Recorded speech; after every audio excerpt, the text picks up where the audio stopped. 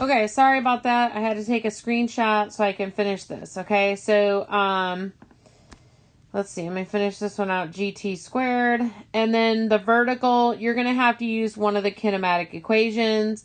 You're going to have to use kinematic equation number 2 here. They will probably give you an initial vertical velocity. This one is in the positive direction. Your final one is going to be in the negative direction. And we'll talk some more about those when we get there. Okay. Your time, you're going to get that depending on what you're given. So let's go ahead and talk about that for a second. Okay, so the horizontal projectile, what that's going to look like is, like we said before, it's going to be something that's going to start on a flat horizontal surface, and it is going to go down and land on the ground. So this portion right here is what we call our range. Our vertical displacement is going to be how high it's launched from. And its initial velocity here is going to be equal to the horizontal velocity because the initial vertical velocity is equal to 0. All right, so we're going to do T-charts again. So the T-chart for the horizontal and the vertical. Well, we have acceleration in the horizontal direction equal to 0. So this is just like what we were just writing in our table. We have an equation for our horizontal position, and that's the horizontal velocity times time. And that's it for the horizontal direction. The horizontal direction is the easier one, okay? In the vertical direction, we have acceleration due to gravity, which is 10 on Earth. That's where most of our projectile problems are going to be. But then we have some other equations we need to look at. The initial vertical velocity is equal to 0, so the displacement can be found by taking the change in the vertical position is equal to 1/2 the acceleration due to gravity times time squared. And your final vertical velocity can be found by just taking acceleration due to gravity times time. Your time equation comes from rearranging this equation with algebra. So I can multiply both sides by 2. Let me not put it over there because I don't want it to look confusing. Okay, so multiplying both sides by 2 gives me 2 times the vertical displacement. And then I multiplied by both sides by 2. I'm going to divide both sides by g. So that's going to reduce my g out of here. That 2 is going to reduce my 2 out of here. So I get 2 times the vertical displacement divided by the acceleration due to gravity is equal to time squared. But to get rid of the square, we take a square root of both sides. So on a horizontal projectile, we can find the time. Sorry, I should have left my square up there. By taking 2 times the vertical displacement, dividing it by the acceleration due to gravity, and taking the square root of all of that to get the time, okay? The time is the same on both sides. So the time for x is equal to the time for the vertical motion because we don't have 2 different times here. When the object hits the ground, the object hits the ground. All right, at an angle. So things launched at an angle are given an initial velocity, an initial overall velocity. But like we saw with the basketball, that object is going to have a horizontal velocity, but it's also going to have a vertical velocity. That vertical velocity is an initial velocity because as the object moves up to its maximum height, it's slowing down in the vertical direction. I showed you that with the distances between the basketballs. That means at max height, the overall vertical velocity is equal to 0. We also saw that on the graph. If we go back and look at the graph in the other video, the graph shows your velocity in the vertical direction versus time graph shows that point of v equals 0 at max height. Okay, so at maximum height, your velocity equals to 0. That does not mean your acceleration equals 0, though. Your acceleration is still there. We do not turn gravity off, okay? So it's still equal to that acceleration due to gravity up there at the maximum height. All right, on the way back down, it has sped back up, and it has a final vertical velocity here at the bottom, just before it hits the ground, and it still has the same horizontal velocity it had before. Well, that final vertical velocity is equal to the opposite sign. So if this is positive, this one's negative, it's equal to the negative of that initial vertical velocity.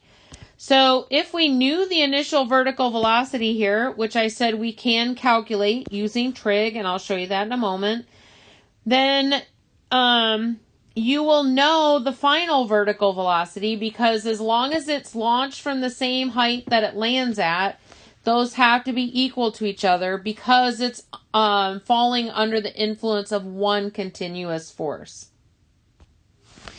Okay, so I just said, let me see what colors I use. Okay, so we have our initial overall velocity. We have an initial horizontal velocity, but our horizontal velocity is still equal to what it was at the beginning. And we have this initial vertical velocity. So we still have trig. That's not going away. Here's our angle. So we can find our horizontal acceleration, that's the side next to the angle, by taking the overall initial velocity and multiplying that by the cosine of the angle. We can find our initial vertical velocity by taking the overall initial velocity, and then the vertical is the opposite side from the angle, so it's times the sine of theta. Okay, so that's how we can get those initial velocities there. Okay, before I erase this, I do want to say up here at maximum height, that's where these values I'm talking about are. The overall velocity, let me put that in the color I used before, is going to be equal to the horizontal velocity there, because the horizontal velocity never goes away. So if we had the object and we were tracing it here, we would see that it has the same horizontal velocity the whole entire time.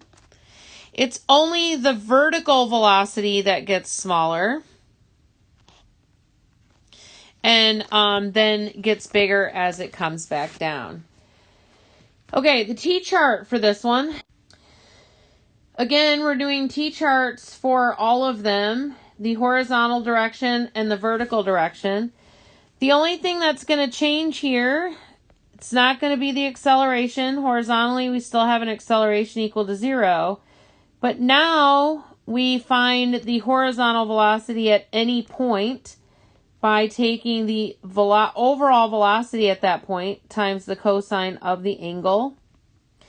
And we still find the displacement or the range as the horizontal velocity times time. On the vertical side, we still have the vertical acceleration equal to acceleration due to gravity, which is 10 meters each second. The vertical velocity initially is going to be equal to that overall initial vertical velocity times the sine of the angle.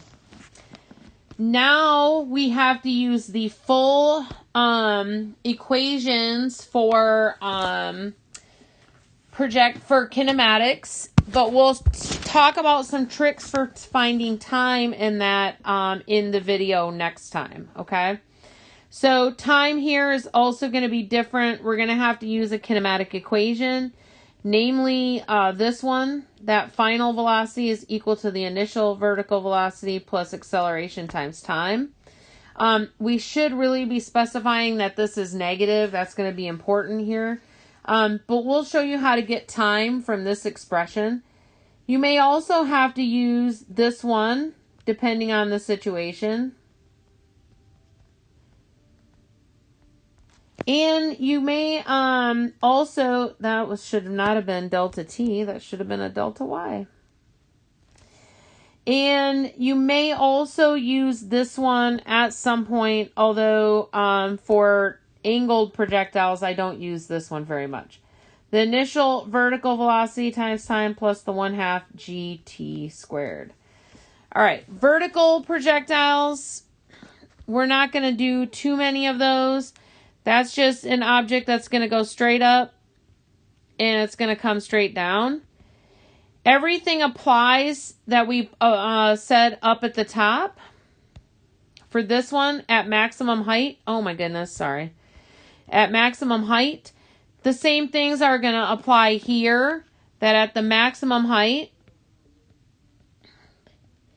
the vertical velocity is going to be equal to 0, but the acceleration is still equal to acceleration due to gravity, which is 10 meters each second squared in the downward or negative direction, okay?